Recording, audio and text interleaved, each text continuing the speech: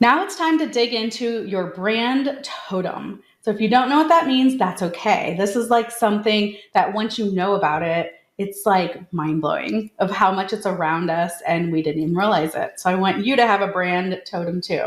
So what is a coaching brand totem? It really is a symbol that captures the heart and soul of your brand, making it instantly recognizable and emotionally powerful. So, a brand totem can be an object, an animal, or an iconic image that is consistently associated with the brand. So, I'm going to start by showing you some examples so you can see what I mean here. So, example brand totem. So, Target, these are very literal. Target has a target. So, when you see a target, you think a target. Their whole logo is a target. So, it's very obvious, right? Same thing with Shell. Shell is a shell, but I mean, it's a shell. Like if you would find a shell on an ocean or the beach or whatever, but Shell Oil has created their logo to be a shell. It's very literal, right? So, if I have clients that have names that they could totally have a totem that is their name. So before I got married and became Tara Bowman, my maiden name was Tara Boo. A great brand totem for me could have been a ghost, or some like cute little ghost. I would be like, boo, just to be more memorable, right? So those are two literal ones. And then we have ones that are going to the right here, MGM. So MGM, the movie producer, the MGM Grand, which is in Vegas, all that kind of stuff. They have a lion. So Leo the lion is probably their most famous totem. And I mean, that comes back to MGM, back when the studio was created, the ad designer picked this lion because it was a tribute to his university. His alma mater was Columbia University, which had some lion or whatever. So he brought this into the brand, and this has become such a totem of MGM. MGM has the lion. You watch a movie, and it's an MGM, film, and it has the lion roaring. I mean, over the years, they've had multiple lions. I don't know why I keep saying tigers. Lions that have passed away, and then they get a new mascot. And I think Leo the lion was the most famous one. So, and it just roars and does its thing, right? The MGM Grand Hotel in Vegas, they have gold lions. The lion has become very symbolic of MGM, right? So moving on to the next one, we all know Mr. T, right? This Mr. T, iconic 80s, was it 80s, 90s, 80s? But always wearing the gold chain, the gold earrings, the mohawk is also a totem. So if we saw Mr. T, at a restaurant and he didn't have the hair and the gold chain, we may not even recognize him, right? But when he's in character or he's memorable because of the gold chains, usually he didn't have the shirt on, the gold chains and the mohawk, right? The gold chains and the mohawk become his totems. Makes him totally unique and totally stand out, right? And then moving on to the right, we've got Seth Godin. So he has a couple of totems himself. The purple cow. He wrote a book, Purple Cow. So be a purple cow instead of a normal black and white cow. And that's how you stand out. He teaches marketing. He knows what he's doing with totems. Also his red glasses that he usually wears, he has them in his hand in this picture, also another totem. So all this stuff is very intentional in a way that totems are meant to unconsciously help people remember you. Okay, so it's all at the unconscious level.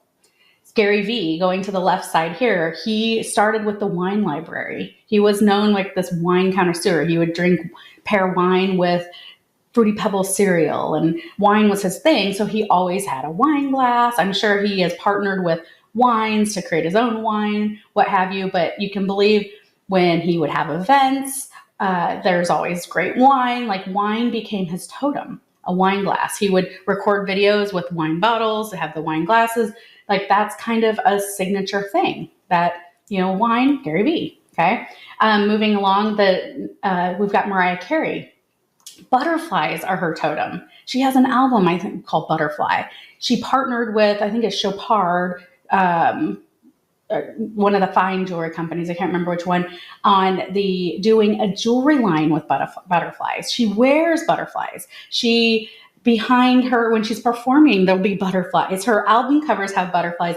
Butterflies are her thing. So when you think of butterfly, you think of Mariah Carey. And so sometimes, if you don't know some of these people, and I'm not like endorsing like, all these people or whatever, I'm looking at them from a case study standpoint because they are memorable, right? So something to keep in mind that this has all been like, oh. And then we look at Dr. Phil. Dr. Phil, what is his totem? When you look at him, he usually dresses in all dark, but the two main ones that stand out to me are his bald head and his haircut. It has the hair and then the baldness, right? If he all of a sudden got a toupee or implants or whatever, he wouldn't even look like Dr. Phil. Or his next one, and probably the most memorable one in my opinion, is his mustache. That is the Dr. Phil mustache. So if he shaved and, he wouldn't feel like Dr. Phil. And that's a totem. You can actually wear it. Another one with the heart is Brene Brown. So hearts are her totems. Heart, vulnerability. I think her latest book has, a heart with flowers on it and stuff like that. But hearts are her thing. She's all about courage. Courage, the lion, right? All that kind of stuff. Heart, so hearts are her totems. And then we have like George Clooney, who, besides his good looks and all that kind of stuff, his totem really becomes this premium brand, like espresso, Nespresso, Italian, European. And so he even did a partnership with Nespresso, right? And that's what a lot of these celebrities is, they'll have a totem and then they end up having another revenue stream because they partner with a company or create their own line to, have to monetize their totems. All right. So George Clooney with the coffee and probably the salt and pepper hair and that kind of stuff, like that becomes his totem, his identity, his visual representation that makes him memorable. For me, I do Chanel brooches. I love Chanel brooches. I brought it into the brand. I like to share my story and my hunt and my adventures and all the things that come with that. If I'm speaking on a stage or I'm going out or what have you, I'll usually have some sort of black dress on with a Chanel or 3 brooch. I love brooches. And for me, they're my little art pieces that I can collect and just love on and bringing it into part of my brand, which, tends to be a little more luxurious. So that's how I use a totem in my own business. But I wanted to show you some examples of how it's played out with other experts and a couple of companies.